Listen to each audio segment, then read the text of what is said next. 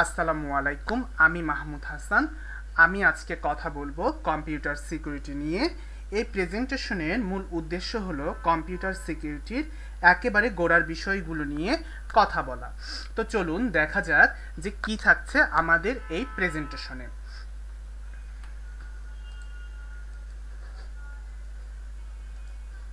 যেসব বিষয় নিয়ে কথা হবে যে কম্পিউটার সিকিউরিটি কি এবং কম্পিউটার সিকিউরিটির যে মূল তিনটি স্তম্ভ রয়েছে সেই তিনটি স্তম্ভ নিয়ে আমরা বিস্তারিত দেখার চেষ্টা করব।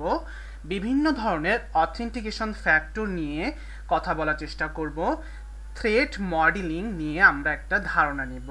থ্রেট মডেলিং বলতে হচ্ছে যে আমরা কি কি ধরনের সমস্যার বা থ্রেটের শিকার হতে পারি নেটওয়ার্কের ভিতরে এবং সেটা থেকে আমরা সেটা কিভাবে সলিউশন করতে পারি সেই সম্পর্কে মূলত থ্রেট মডেলিংয়ে কথা বলা হবে বা আলোচনা করা হবে। এবং দেখব কম্পিউটার নিরাপত্তা বিষয়ক কিছু টেকনিক বা পরিচিত হব সেই বিষয়গুলো নিয়ে এবং আরও কথা বলবো কেন ভাববো নিরাপত্তা নিয়ে এবং সিকিউরিটি বিষয়ক বিভিন্ন গল্পগুজব তো থাকছে। তো প্রথমে আমরা বলি যে কম্পিউটার সিকিউরিটি জিনিসটা আসলে কি বা কম্পিউটার সিকিউরিটির গুরুত্ব কি।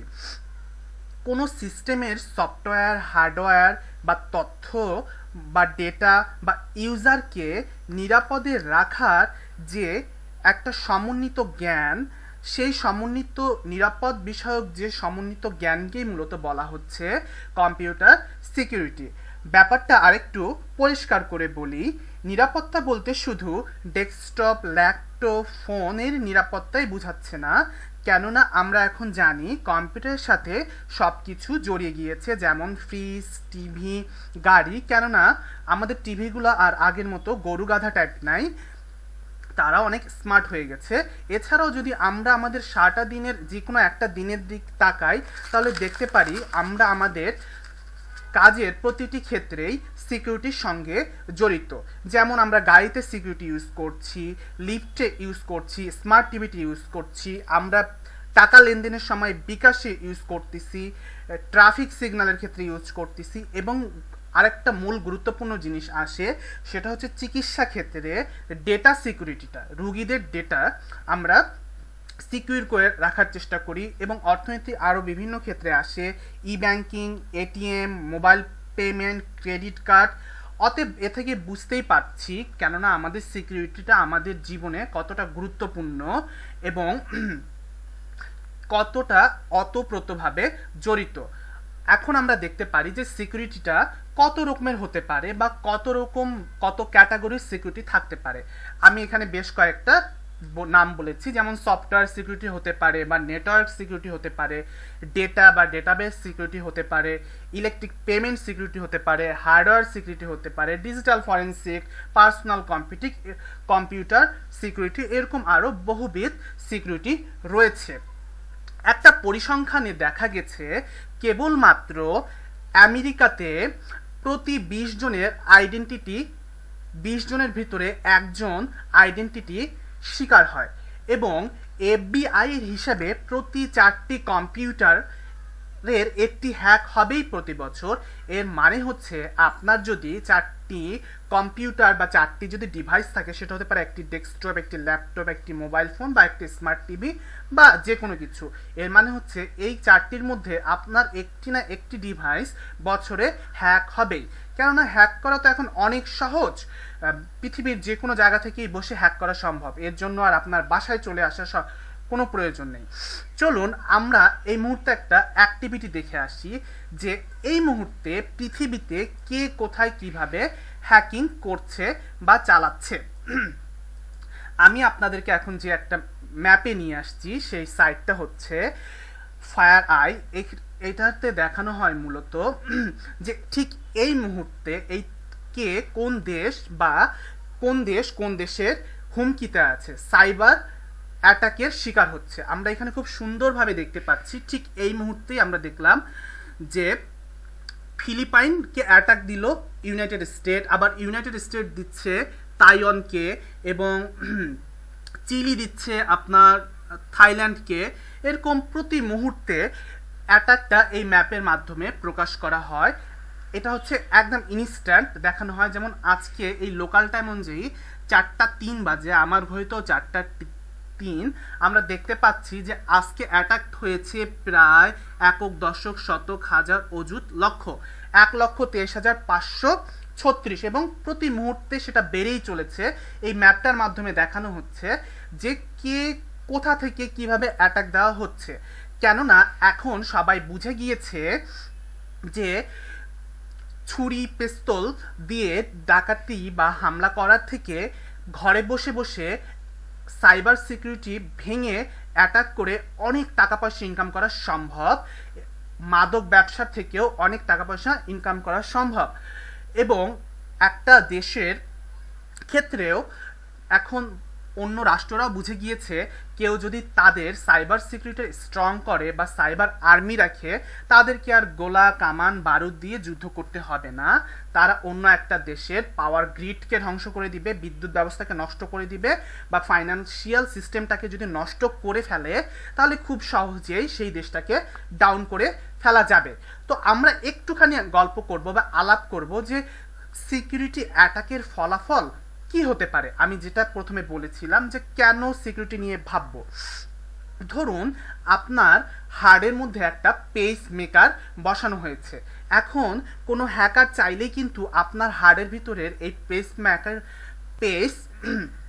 মেকারটাকে হ্যাক করে ফেলতে পারে এবং চাইলেই কিন্তু সে আপনাকে মেরে ফেলতে পারে। তো সিকিউরিটি ব্যাপারটা কিন্তু খুবই ভয়াবহ একটা ব্যাপার এবং খুবই সেন্সিটিভ একটা ব্যাপার। এক্ষেত্রে হ্যাকাররা যে কাজটা করে, আপনার পেস মেকারটা হ্যাক করে আপনার কাছে একটা মুক্তিপণ দাবি করে, যেটা দিতে কিনা আপনি বাধ্য থাকেন। এছাড়াও তো বিভিন্ন ক্ষেত্রে বিভিন্ন জায়গায় ডেটা সিকিউরিটির ব্যাপার আছেই। হতে পারে আমাদের কাছে ডেটাটা এত গুরুত্বপূর্ণ না, কিন্তু একটা কোম্পানির কাছে একটা ডেটা কিন্তু অনেক গুরুত্বপূর্ণ, কারণ একটা ডেটার উপর নির্ভর করে তার বিজনেস। এবং আরও যদি খুব সহজ উদাহরণ আমরা দেখতে পারি, ইন্টারনেট অ্যাটাকের ফলে বা সাইবার ক্রাইমের ফলে 2016 সালে আমাদের বাংলাদেশ ব্যাংক হ্যাক হয়ে প্রায় বিলিয়ন ডলার চুরি হয়ে যায়। তো আমরা এরপরে যে জিনিসটা দেখব, একটা গবেষণায় দেখা গিয়েছে সারা বিশ্বের সবখানেই সিকিউরিটি প্রফেশনালদের অনেক অনেক কাজের সুযোগ রয়েছে। কেননা প্রতিটা ক্ষেত্রেই যে সিকিউরিটি ওতপ্রোতভাবে জড়িত, আমাদের যতটুকু সিকিউরিটির লোকজন দরকার সে পরিমাণেই নেই। তো কম্পিউটার সিকিউরিটিতে কেরিয়ার গড়ার রয়েছে একটা দারুণ সুযোগ বা একটা বিশাল সম্ভাবনা। আমরা এখন কথা বলবো, আমরা এতক্ষণ দেখলাম যে কম্পিউটার সিকিউরিটি কি এবং এটার গুরুত্ব নিয়ে। আমরা এখন কথা বলবো কম্পিউটার সিকিউরিটির সব থেকে গুরুত্বপূর্ণ মূল যে বেসিক তিনটি স্তম্ভ, যে তিনটা বিষয়ের উপর কম্পিউটার সিকিউরিটি দাঁড়িয়ে আছে, সেই বিষয়টা নিয়ে কথা বলবো। কি সেই তিনটা বিষয় বা কি সেই তিনটা স্তম্ভ, চলুন দেখে নেওয়া যাক। প্রথম যে স্তম্ভটি নিয়ে কথা বলবো সেটা হচ্ছে কনফিডেন্সিয়ালিটি বা গোপনীয়তা, এবং দ্বিতীয় যে ব্যাপারটা হচ্ছে ইন্টিগ্রিটি বা শুদ্ধতা, এবং তৃতীয় ব্যাপারটি হলো অ্যাভেইলেবিলিটি বা প্রাপ্যতা। সিকিউরিটি ব্যাপারটা মানেই গোপন করে রাখা। আমরা অবশ্যই নিশ্চয়ই আমাদের সব কিছু খুলে রেখে বলবো না যে আমরা অনেক নিরাপদে আছি, বা আমরা ঘরের দরজা লাগিয়ে না দিয়ে বলবো না যে আমরা অনেক সেফে আছি, তাই না? তো আমরা এই কম্পিউটার সিকিউরিটির এই তিনটা বিষয় নিয়ে স্টেপ বাই স্টেপ একটা ধারণা নেওয়ার চেষ্টা করব। তো প্রথমে দেখে নেই যে কনফিডেন্সিয়ালিটি বা গোপনীয়তাতে কি নিয়ে আলাপ করা হয়। কনফিডেন্সিয়ালিটিতে যেটা নিয়ে কথা বলা হয় যে আমার ডেটা বা আমার সিস্টেমটা সব কিছু যেন আমি গোপন রাখতে পারি, বা আমার সিস্টেমের ডেটা দলিল যেটা যেন অন্য কেউ পড়ে ফেলতে না পারে বা অন্য কোনোর হাতে চলে না যায়, যেটা কিনা আমার জন্য একটা থ্রেট বা হুমকি হতে পারে। তো এই গোপনীয়তা রক্ষা করার জন্য মূলত দুটি স্টেপ ফলো করা হয়। একটা স্টেপকে বলা হচ্ছে এনক্রিপশন, আর একটা স্টেপকে বলা হচ্ছে অ্যাক্সেস কন্ট্রোল। এখন আমরা কথা বলবো এনক্রিপশন নিয়ে, তারপর আমরা অ্যাক্সেস কন্ট্রোল নিয়ে কথা বলবো। আসলে প্রথমে বলে নেই যে এনক্রিপশন জিনিসটা কি। এনক্রিপশন শব্দের ভালো বাংলা হচ্ছে তথ্য গুপ্তি বিদ্যা। এর মানে হচ্ছে গুপ্তি মানে গোপন, তথ্য মানে তো তথ্য, আর বিদ্যা মানে বিদ্যা। মানে আমার তথ্যটাকে গোপন করে রাখার একটা কৌশল বা বিদ্যা।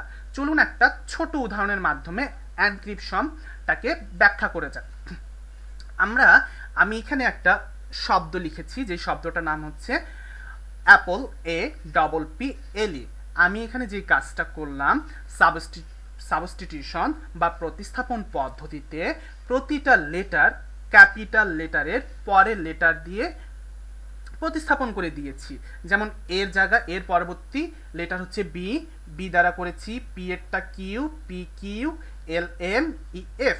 এতে করে হলো কি, আমি অ্যাপল ডেটাটা একজনকে পাঠাতে চাই ইমেল করে বা মেসেজ করে, আমি এটাকে প্রতিস্থাপন করে দিলাম এই কারণেই যেন আমি যখন পাঠাই দিব মাঝখান থেকে যেন কেউ আমার ডেটাটাকে পড়ে ফেলে বুঝতে না পারে যে আমি তাকে অ্যাপল সম্পর্কে একটা মেসেজ দিচ্ছি। এটাই মূলত মাঝখান থেকে লিক করে যেন বুঝতে না পারে, আমি এনক্রিপ্ট করে দিয়েছি যেন ফাঁস হয়ে গেল সে সহজে বুঝতে না পারে। যদিও ব্যাপারটা এখন অনেক সহজ বের করা এবং অনেক সহজলভ্য হয়ে গিয়েছে এবং ব্যাপারটা সবাই বুঝে ফেলেছে, কেননা এটাকে একটু সোয়াপ করে লেটারগুলো আমরা তথ্য উদ্ধার করে ফেলতে পারি বা বিন্যাস সমাবেশ বিভিন্নভাবে এটা করা যায়। এই ব্যাপারটাকে আরেকটু স্ট্রং করার জন্য এনক্রিপশনের আরও কিছু পদ্ধতি রয়েছে। আমি আরো একটা পদ্ধতি নিয়ে কথা বলবো। একটা হচ্ছে পাবলিক কি এনক্রিপশন, একটা হচ্ছে সিক্রেট কি এনক্রিপশন। আমি মূলত প্রথমে সিক্রেট কি এনক্রিপশন নিয়ে কথা বলবো। সিক্রেট কি এনক্রিপশন কি? ধরুন একটা বক্সে আমি আমার চিঠি বা আমার ইনফরমেশনকে ঢুকিয়ে দিয়ে আমি একটা তালা মেরে দিয়েছি, মানে এর একটা চাবি রয়েছে। তালা মূলত কিভাবে মারা হয়, কিছু বিট আমার ডেটার সঙ্গে কিছু বিট যুক্ত করে তালা মেরে দেওয়া হয় এবং এটা অন্যজনের কাছে, আমি যাকে পাঠাতে চাই তার কাছে পাঠিয়ে দেওয়া হয়। এবং এই সিক্রেট কি এনক্রিপশনের সবথেকে বড় অসুবিধা হচ্ছে, আমি যে চাবিটা দিয়ে এটা তালাটা মেরেছি, এই চাবিটাকে আমি যাকে পাঠাতে চাই তার কাছে কোনো না কোনোভাবে আমাকে পাঠিয়ে দিতে হবে, অন্যথায় সে আমার এই বক্সটা খুলতে পারবে না। এখানে যদি আমি একটা পাসওয়ার্ড দেই, অন্য কেউকে এই বক্সটা অ্যাক্সেস করতে হলে বা খুলে ফেলতে হলে তার কাছেও এই চাবিটা থাকতে হবে। এটা হচ্ছে একটা পদ্ধতি এনক্রিপশনের। আরেকটা পদ্ধতি হচ্ছে পাবলিক কি এনক্রিপশন। পাবলিক কি এনক্রিপশনে যেটা করা হয়, এটা অনেকটা এরকম যে একটা বক্সের দুইটা চাবি থাকে। কয়টা চাবি থাকে? দুইটা চাবি থাকে। আমি এই বক্সটাকে দুইটা চাবি দিয়ে লক করে ফেলতে পারবো এবং ইন্টারেস্টিং ব্যাপার হচ্ছে একটা চাবি দিয়ে লক করতে পারবো এবং আরেকটা চাবি দিয়ে খুলতে পারবো। পাবলিক কি এনক্রিপশনে যেটা হয়, আমার এই চাবিটা পাঠাতে হয় না, কেননা ওই চাবিটা আমি একটা জায়গায় স্টোর করে রাখলে যে কেউ চাইলে ওই চাবিটা দিয়ে পরবর্তীতে খুলে নিতে পারে। এবং এই কিগুলোতে মূলত যেটা হয়, আমি একটু সংক্ষেপে বলার চেষ্টা করি। এনক্রিপশনের ক্ষেত্রে আমার ডেটাগুলোকে বিভিন্ন বিট সেট করে দেওয়া হয় এবং এটা মূলত 112 থেকে 14 বিট সেট করে দেওয়া হয় এবং এই বিট যত বেশি হবে আমার এনক্রিপশনের সিকিউরিটি বা জটিলতা অনেক বেশি হবে। এবং এনক্রিপশনের আরেকটা পদ্ধতি হলো যে একটা ফাংশনের মধ্যে আমার ডেটাটাকে ঢুকিয়ে গাণিতিক ফর্মুলার মাধ্যমে একটা কি তৈরি করা হয় এবং অপর পদ্ধতিকে এই কিটা যদি ভাঙতে চায় বা দেখতে চায় তাকে ওই ফর্মুলাটা ইউজ করেই দেখতে হবে, অন্যথায় দেখা সম্ভব না। আমরা এখন একটা ছোট ডায়াগ্রামের মাধ্যমে দেখব এনক্রিপশন বা ক্রিপ্টোলজি বা গোপনীয়তার ব্যাপারটা। ধরি আমি একটি টেক্সট পাঠাতে চাই, এখানে লিখে দিলাম একটা যেই টেক্সটটাকে পাঠাতে চাই, ধরি অ্যাপল। এই টেক্সটটাকে আমি বলা হচ্ছে প্লেন টেক্সট। আমি ওটা তারপরে সব লেটার দিয়ে এনক্রিপশন করার ফলে কি হয়ে গেল, সেই টেক্সটটাকে বলা হচ্ছে চিপার টেক্সট। এবং আমি বললাম এটাকে যদি আমার রিসিভারকে পড়তে হয় তাহলে কি করতে হবে, আমি যে একটা পরের লেটার দিয়ে প্রতিস্থাপন করেছি সেটা আমার রিসিভারকে জানতে হবে, সে তখন ওটাকে ডিক্রিপ্ট করে সে পড়ে ফেলতে পারবে। এটা হচ্ছে একটা এনক্রিপশনের সহজ মডেল বা পদ্ধতি। আমরা এ পর্যায়ে কথা বলবো তথ্য গোপন করার বা কনফিডেন্সিয়ালিটির অ্যাক্সেস কন্ট্রোল ধাপটি। অ্যাক্সেস কন্ট্রোল ধাপটাতে মূলত কি বলা হচ্ছে, অ্যাক্সেস কন্ট্রোল থেকে মানে হচ্ছে যে কোনো একটা সিস্টেমে কারা প্রবেশ করবে, কারা কোন জিনিসটা অ্যাক্সেস পাবে, কোন জিনিসটার অ্যাক্সেস পাবে না, কতটুকু পাবে, এই জিনিসটা একটা নিয়ন্ত্রণে রাখা হয়। একটা উদাহরণ দেই, সহজ উদাহরণ, যেমন আমাদের ভার্সিটির অ্যাভাসে কি করা হয়, অনেকগুলো লেয়ার থাকে। একটা লেয়ারে কি থাকে, রেজাল্ট থাকে, একটা হচ্ছে স্টুডেন্ট ইউজার, একটা হচ্ছে টিচার্স ইউজার, একটা হচ্ছে অ্যাকাউন্টেন্টস ইউজার, একটা হচ্ছে একেবারে রেজিস্টার বা ভিসি ইউজার। আমরা স্টুডেন্টরা নিশ্চয়ই ভিসির ইউজারটা পাবো না, ওখানে একটা কন্ট্রোল করা আছে। আরও সহজ করে উদাহরণ দেই, আমরা স্টুডেন্টরা কি করি, আমরা সর্বোচ্চ আমাদের রেজাল্টটা দেখতে পারবো বা আমাদের টাকা পয়সার ব্যাপারটা দেখতে পারবো, এর থেকে আমাদের আর বেশি কোনো অ্যাক্সেস দেওয়া নেই। কিন্তু আমাদের থেকে যারা একটু উপরে আছে, একটা লেয়ার উপরে আছে, স্যার ম্যাডাম, তারা কি করতে পারবে, তারা রেজাল্ট ইনপুট দিতে পারবে বা আমাদের রেজিস্ট্রেশনের ব্যাপারটা দেখতে পারবে। তার থেকে যারা উপরে আছে, যেমন ভিসি বা ফাইন্যান্স, তাদের অ্যাক্সেসটা অন্যরকম থাকবে। তো অ্যাক্সেস কন্ট্রোল ব্যাপারটাকেও মূলত দুই ভাগে ভাগ করা হয়েছে। আচ্ছা, তার আগে আমি একটু অ্যাক্সেস কন্ট্রোলের মূল ধারণাটা বুঝাই। যে অ্যাক্সেস কন্ট্রোলের মূল ধারণা হলো কোন ইউজার কোন রিসোর্স ব্যবহার করতে পারবে তা নির্ধারণ করা। কারণ একটা সার্ভারে, আমি ব্যাপারটাকে আরেকটু পরিষ্কার করি, একটা সার্ভারে তো অনেক রিসোর্স থাকে। একটা সার্ভারের মূলত বা একটা সিস্টেমের দুইটা ভাগে ভাগ করে ফেলা হয়, একটাকে বলা হয় সাবজেক্ট, একটাকে বলা হয় অবজেক্ট।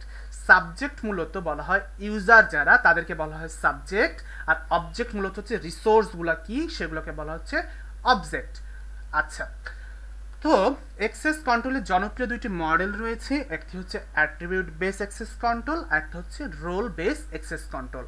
আমি প্রথমে কথা বলবো অ্যাট্রিবিউট বেস অ্যাক্সেস কন্ট্রোল কি। কোনো একটা সিস্টেমে ঢুকে আমাকে বা আপনাকে চিহ্নিত করা হবে কিছু অ্যাট্রিবিউটের মাধ্যমে। সেটা হতে পারে যে আপনার আইডি, যেমন আমার আইডি হচ্ছে UG02371401, আমার নাম থাকবে, আমার ঠিকানা থাকবে, ফোন নাম্বার থাকবে, এবং আমি কি স্টুডেন্ট। এই যে একটা অ্যাট্রিবিউটের মাঝে বা একটা কিছু ডেটার মাধ্যমে আমাকে কি করা হবে, অ্যাক্সেস দেওয়া হবে। এই ব্যাপারটাকে বলা হচ্ছে অ্যাট্রিবিউট বেস অ্যাক্সেস। এবং রোল বেস অ্যাক্সেস হচ্ছে একেবারেই কোনো নাম থাকবে না, কোনো নাম দিয়ে আমরা অ্যাক্সেস দেওয়া হবে না, আমাদের সিস্টেমে অ্যাক্সেস দিব না, আমরা শুধু অ্যাক্সেস দিব তার পদবি অনুযায়ী। ধর যেতে পারে, আমি একটা উদাহরণ দিই, যে এই অ্যাক্সেসটা করতে পারবে শুধু বাংলাদেশ ব্যাংকের এডি, নট রহিম, করিম, আবুল, বাবুল।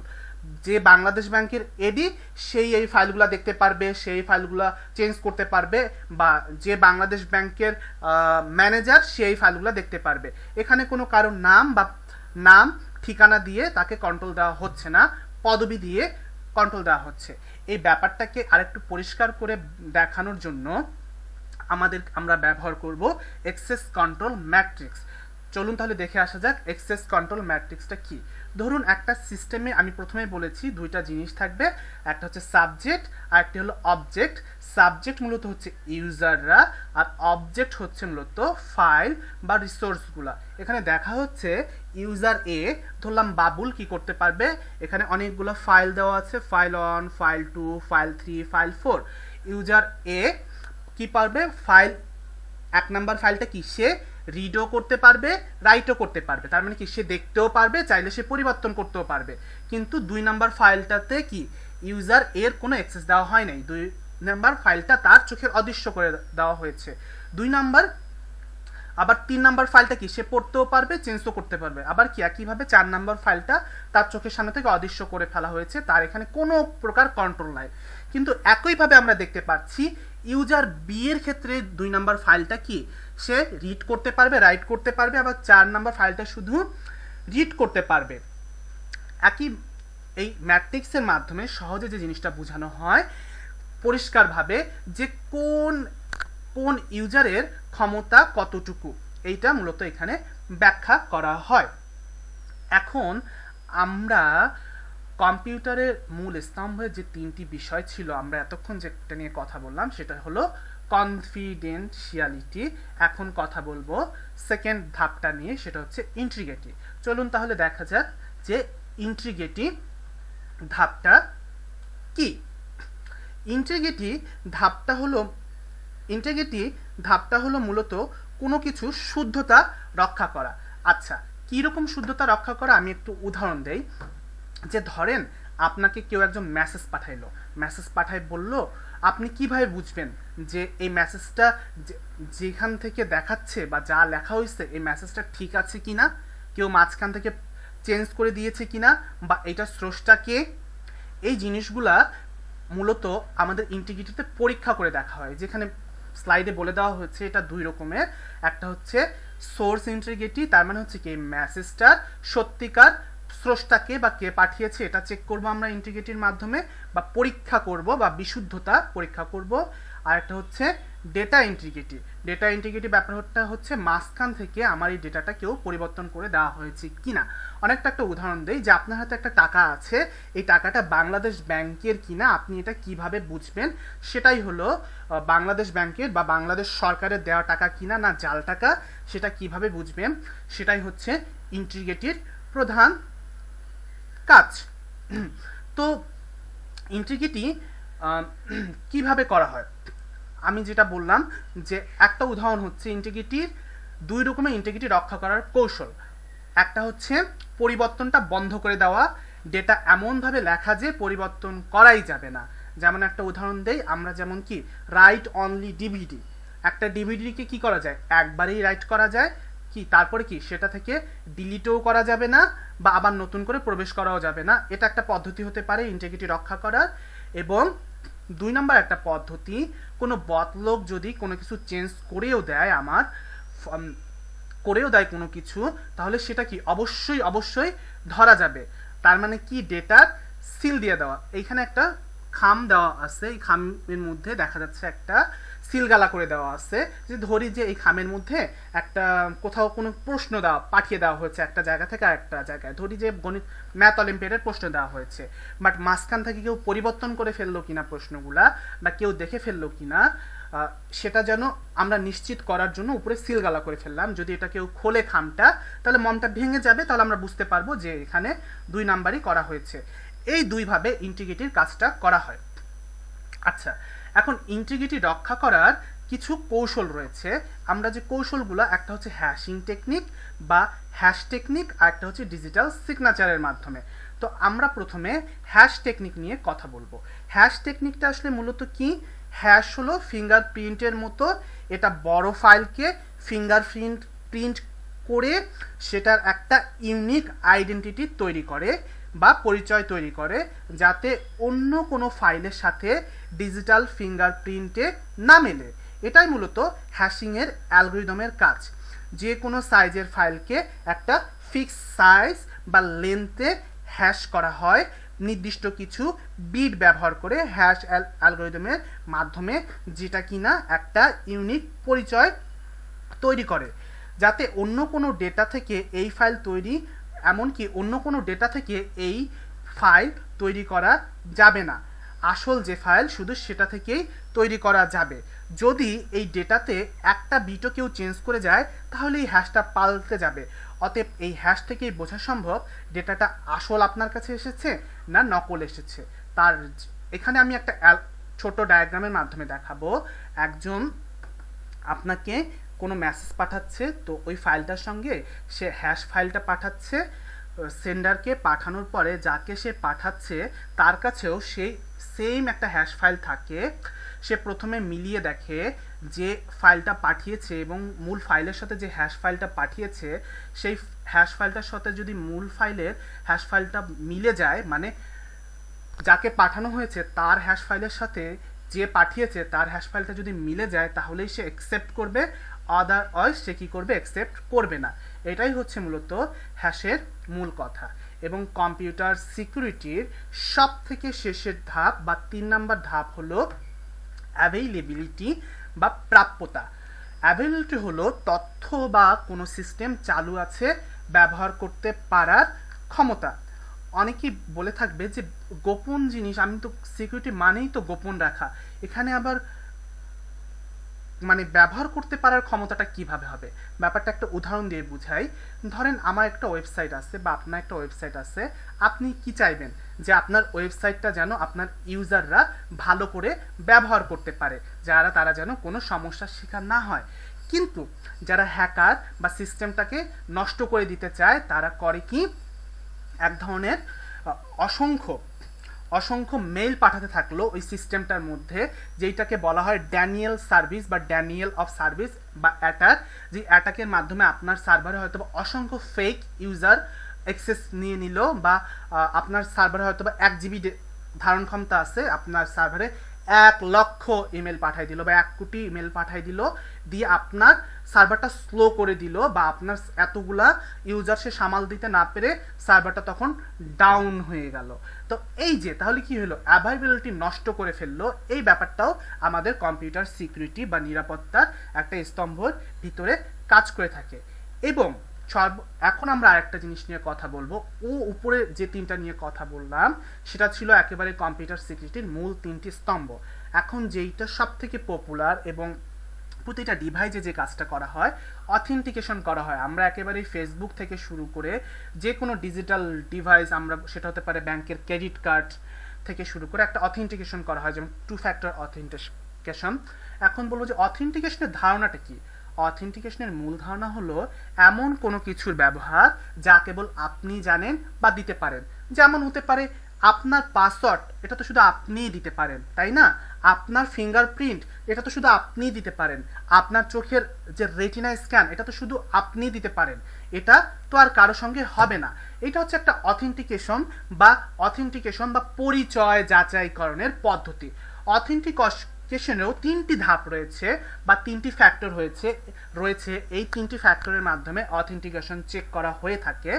একটা অথেন্টিকেশন হচ্ছে হোয়াট ইউ নো, আপনি কি জানেন। যেমন একটু আগে বললাম আপনার ইমেল অ্যাড্রেস, আপনার পাসওয়ার্ড। যেমন ফেসবুকে ঢুকতে গেলে আমি অন্য একটা পিসি থেকে ঢুকলাম, আমি প্রথমে কি করলাম, ফেসবুকে আমার ইমেল অ্যাড্রেসটা দিতে হবে অবশ্যই। তারপর আমাকে কি বলবে, তুমি কি সত্যি এই অ্যাড্রেসের মানুষ, তুমি কি আসলেই মাহমুদ বা বাপ্পি, তাহলে তুমি তোমার পাসওয়ার্ডটা দাও। তাহলে তখন কি করি, আমি আমার পাসওয়ার্ড দেই, তখন সে কি করে, ফেসবুক আমার একটা পরিচয়টা যাচাই করে নিয়ে আমাকে অ্যাক্সেস দেয়। এটা একটা হতে পারে। এবং আরেকটা অথেন্টিকেশন আছে যে না, শুধু তোমার পাসওয়ার্ড দিলেই হবে না, তোমার কাছে প্রুফ কি আছে। ধরেন যে আপনি কোথাও গিয়ে আপনার এটিএম কার্ডের পাসওয়ার্ড দিয়ে দিলেন, কিন্তু নো, আপনার এটিএম কার্ডের পাসওয়ার্ড দিলেই হবে না, আপনার এটিএম কার্ডটাও দেখাতে হবে।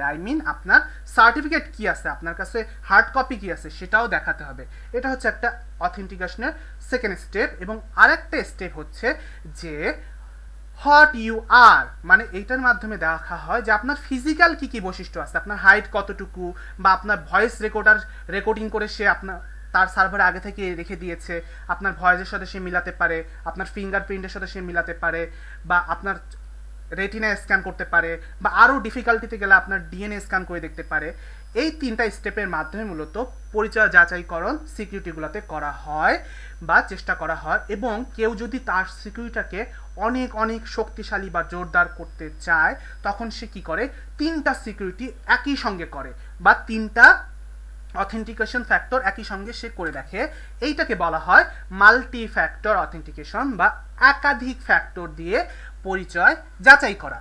এবং এই অথেন্টিকেশন ফ্যাক্টর যাচাই করার জন্য একটা ইলেকট্রিক ডিভাইস রয়েছে। আমি সেটার সাথে পরিচয় করে দেওয়ার জন্য একটা ছবি শেয়ার করেছি আপনাদের সাথে। সেই ডিভাইসটার নাম হচ্ছে আরএসএ সিকিউর আইডি ডিভাইস, যেটার মাধ্যমে অথেন্টিকেশন চেক করা হয়ে থাকে। এখন আমরা আরেকটি নেক্সট লেভেল নিয়ে কথা বলবো, থ্রেট মডেল নিয়ে কথা বলবো। আসলে এই মডেলের কাজটা কি? এই মডেলের কাজটা হলো যে আমার একটা সিকিউরিটি আছে, বা এই সিকিউরিটিটা কতটুকু নিরাপদ। আপনার কাছে এসে বললো যে স্যার বা ম্যাডাম, আমাদের এই সার্ভারটা ইউজ করেন, বা আমাদের এই সার্ভিসটা বা এই ক্লাউড কম্পিউটিংটা ইউজ করেন, কেননা এটা 100% সিকিউর, আপনাকে অনেক সেফ রাখবে। আপনি এটা কিভাবে বুঝবেন যেটা 100% সিকিউর? এটা কি আপনি তার মুখের কথাই বিশ্বাস করবেন? নো, এটা বোঝার জন্য একটা মডেল তৈরি করা রয়েছে। সেই মডেলটার নাম হচ্ছে থ্রেট মডেল। এই মডেলে মূলত বিশ্লেষণ করা হয় যে এটা কতটুকু নিরাপদ রয়েছে, বা এটার ফাঁকফোকরগুলো কি, বা কিভাবে এটা মডেলটা নষ্ট হয়ে যেতে পারে, বা এই মডেলটা কিসের জন্য কাজ করে। নিশ্চয়ই একটা নির্দিষ্ট মডেল সব কিছুর জন্য কাজ করবে না। মানে আইভাসের মডেল নিশ্চয়ই ব্যাংক সিস্টেমের জন্য কাজ করবে না, বা ব্যাংক সিস্টেমের মডেল নিশ্চয়ই হাসপাতাল সিস্টেমের জন্য কাজ করবে না। এক একটার জন্য এক এক ধরনের মডেল রয়েছে।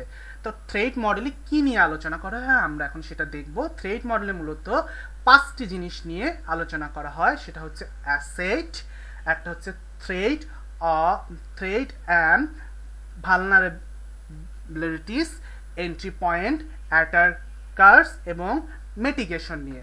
আমি এগুলা নিয়ে একটু ছোট করে ব্যাখ্যা করব। অ্যাসেট, থ্রেড মডেলের অ্যাসেট কি? থ্রেড মডেলের অ্যাসেটে মূলত যে জিনিসগুলো দেখা হয় যে আমার এই সিস্টেমের সবথেকে মূল্যবান জিনিস কোনগুলা, বা আমার সম্পদ কোনগুলো, আমি সবথেকে সেফ রাখতে চাই কোনগুলা, কোন জিনিসগুলো দিয়ে সার্ভিস আমি প্রোভাইড করি, এই জিনিসগুলোর আগে একটা লিস্ট করে ফেলা হয়। কারণ আমি যদি না বুঝি আমার সার্ভারের কোনগুলা মূল্যবান জিনিস, আমি ওটাকে নিরাপদে রাখবো কিভাবে। তারপরে সেকেন্ড যেটা দেখা হয় যে আমার সিস্টেমের প্রবলেমগুলো কি কি হতে পারে, এটা দেখা হয় সেকেন্ডটাতে। এবং তৃতীয়তে দেখা হয় এন্ট্রি পয়েন্টগুলো কি কি, মানে আমার সিস্টেমে চোররা বা যারা হ্যাকাররা কোন কোন ফাঁক ফোকর দিয়ে ঢুকে পড়তে পারে। এবং অ্যাটাকার বা লিস্ট করবো আমরা যে কারা আমাদেরকে হুমকি স্বীকার করতে পারে, আমাদের হামলা করতে পারে, তাদের উদ্দেশ্যটা কি, বা তারা এই ডাটা নিয়ে কি করবে। এক কথায় আমি এখানে বোঝার চেষ্টা করব যে আমাকে যারা হ্যাক করবে তাদের সাইকোলজিটা বোঝার চেষ্টা করব। একটা সানজু বলে একজন ব্যক্তি আছে, ওনার একটা বই আছে দ্য আর্ট অফ ওয়ার, ওখানে উনি বলেছেন কেউ যদি তার নিজেকে এবং তার শত্রু সম্পর্কে খুব ভালো করে ধারণা রাখতে পারে তার আর যুদ্ধ করার প্রয়োজন নাই। ঠিক থ্রেড মডেলে এই কাজটাই করা হয়, তার নিজেকে সবগুলা বুঝে রাখা এবং শত্রুদের সম্পর্কে একটা ধারণা রাখা হয়। তারপরে যে ধাপটা হলো মিটিগেশন স্ট্র্যাটেজিস। এখানে কথা বলা হয় মূলত থ্রেড মডেলে যে আমার এই যে প্রবলেমগুলো আছে, বা আমি যদি কোনো প্রবলেমে পড়ি সেই প্রবলেমগুলো থেকে আমি কিভাবে সলভ করব বা কিভাবে এই প্রবলেমগুলো থেকে বেরিয়ে আসব, এই জিনিসটা নিয়ে একটা সলিউশন দাঁড় করানো হয়। তা এই থ্রেড মডেলটাকে আমরা একটা বাড়ির সাথে উদাহরণ দিতে পারি বাস্তব জীবনে। আমরা যখন একটা বাড়ি বানাই তো সেটা নিরাপত্তা নির্ভর করে কিসের উপর? আমি বাড়ির মধ্যে কি রাখবো, তার মানে আমার সম্পত্তি কি থাকবে, আমি বাসার মধ্যে মানুষ রাখবো না মুরগি রাখবো না গরু রাখবো, এটার উপর নিশ্চয়ই আমি আমার সিকিউরিটি নির্ভর করব, তাই নয় কি? আমি নিশ্চয়ই 1 টাকার ঘোড়াকে 10 টাকার ঘাস খাওয়াবো না, 1 টাকার ঘোড়ার পিছনে 10 টাকার খরচ করব না। আমার একটা কি মানে অর্থনৈতিক ব্যাপার স্যাপারও থাকবে, বা আমি কোন দিকে দরজা দিব, কোন দিক দিয়ে আলো বাতাস ঢুকবে, বা কাদেরকে ঢুকতে দিব, কাদেরকে অ্যাক্সেস দিব না। থ্রেড মডেলটাও ঠিক একটা সার্ভারের বা সিস্টেমের মডেল তৈরি করা এই বাড়ির মতো। তো আমি মিটিগেশন নিয়ে কথা বলছিলাম যে আমাদের তো একটা মডেলের যে প্রবলেমগুলো হবে এটা তো শুধু আমি প্রথম তৈরি করছি দেখে আমারই হবে না, এর আগেও অসংখ্য মডেল তৈরি হয়েছে, তারাও বিভিন্ন প্রবলেম ফেস করেছে। সেই মডেলগুলোতে তারা প্রবলেম ফেস করলে তারা কি সলিউশন দাঁড় করিয়েছে সেইটার একটা পদ্ধতি মাইক্রোসফট আবিষ্কার করেছে। সেই পদ্ধতিটার নাম হলো স্ট্রাইড বা STRID। এই পদ্ধতিটার মাধ্যমে মূলত আমার সার্ভারটা যদি কোনো প্রবলেমে পড়ে সেগুলো আমি ধাপে ধাপে সলিউশন করব। প্রথম শব্দ হচ্ছে স্পোফিং আইডেন্টিটি। এটার মাধ্যমে মূলত যে জিনিসটা চেক করা হয় কোনো ইউজারের আইডেন্টিটি চুরি করে তার মাধ্যমে সিস্টেমে ঢোকা। একটা মডেলে কারো আইডি চুরি করে ঢুকতে পারে, এটা একটা প্রবলেম, এবং এইটার নিয়ে কি সলিউশন হবে এটা আমি একটু পরে দেখাচ্ছি। এইভাবে একটা প্রবলেম তৈরি হতে পারে। এবং দ্বিতীয় নাম্বার প্রবলেমটা হতে পারে কি ট্যাম্পারিং উইথ ডাটা। তার মানে কি আমার সার্ভারে ঢুকে আমার ফাইলপত্র কি করতে পারে, ঢুকে শত্রুর ফাইলপত্র কি করতে পারে, কন্ট্রোল করে নিতে পারে, একেবারে সার্ভারের সব ফাইলপত্র নিজের দখলে নিয়ে নিতে পারে, মানে অ্যাডমিন প্যানেলে নিয়ে নিতে পারে। এটা একটা প্রবলেম দেখা দিতে পারে। আরেকটা প্রবলেম হচ্ছে রিপিউটেশন। রিপিউটেশন মূলত বোঝাচ্ছে শত্রু কিছু কাজ করে, আপনার সার্ভারে কিছু কাজ করে আপনার তথ্যগুলোকে বা তার কাজগুলোকে একটু ধামাচাপা দিয়ে এলোমেলো করে রাখার চেষ্টা করতেছে। এটা একটা প্রবলেমের শিকার হতে পারে। আর আরেকটা হচ্ছে ড্যানিয়েল অফ সার্ভিস। আমি ড্যানিয়েল অফ সার্ভিস নিয়ে একটু আগে কথা বলেছি যে যেটার মাধ্যমে কি সার্ভার ডাউন করে ফেলা হয় অসংখ্য ইমেল দিয়ে তার ক্ষমতার বাহিরে। এটা নিয়ে আমি আর কথা বলবো না। এবং সর্বশেষ আরেকটা যেটা বলা হয় elevation of privilege, elevation of প্রিভিলেজের হচ্ছে যে আপনার সার্ভারে সুচ হয়ে ঢুকতেছে, আপনারই সে সার্ভারের অথেন্টিক মেম্বার, কিন্তু আপনার সাথেই সে সুচ হয়ে ঢুকে ফাল মেরে বের হওয়ার মতো আপনার সাথে সে প্রতারণা করতেছে। এই ব্যাপারগুলো, এই প্রবলেমগুলোর উপর ভিত্তি করে বিভিন্ন সলিউশন ইন্টারনেটে দেয়া আছে, এটা আপনি লিস্ট চাইলে বের করে নিতে পারেন। যেমন স্পুফিং আইডেন্টিটির প্রবলেমটা অথেন্টিকেশন দিয়ে সলভ করা যায়, বা ট্যাম্পারিং ডাটার ব্যাপারটাকে হ্যাশিং অ্যালগরিদমের মাধ্যমে সলভ করা যায়, এটা হচ্ছে একটা বিষয়। এবং আমি সবশেষে বলতে চাই যে আমি এই কম্পিউটার সিকিউরিটির উপরে যে প্রেজেন্টেশনটা দিলাম তার কিছু রিসোর্স শেয়ার করলাম, কেননা কোনো প্রেজেন্টেশনে রিসোর্স দেওয়া সব থেকে ভালো একটা অভ্যাস, তাই আমি কিছু রিসোর্স দিয়ে দিলাম। এবং সবশেষে জানাই ধন্যবাদ। আমি যদি আমার প্রেজেন্টেশনে কোথাও কোনো ভুল বলে থাকি বা আপনাদের যদি ভুল মনে হয়, প্লিজ আমার সাথে শেয়ার করবেন, যাতে আমি আমার ভুলগুলো শুধরে নিতে পারি। এবং আমার যদি কোনো জায়গায় আপনাদের বুঝতে অসুবিধা হয় বা আপনার যদি নতুন কিছু সম্পর্কে আগ্রহ থাকে, আমাকে প্লিজ মেল করবেন, আমি আপনাদেরকে নেক্সট ভিডিওর মাধ্যমে দেওয়ার চেষ্টা করব উত্তর। ধন্যবাদ। আসসালামু আলাইকুম।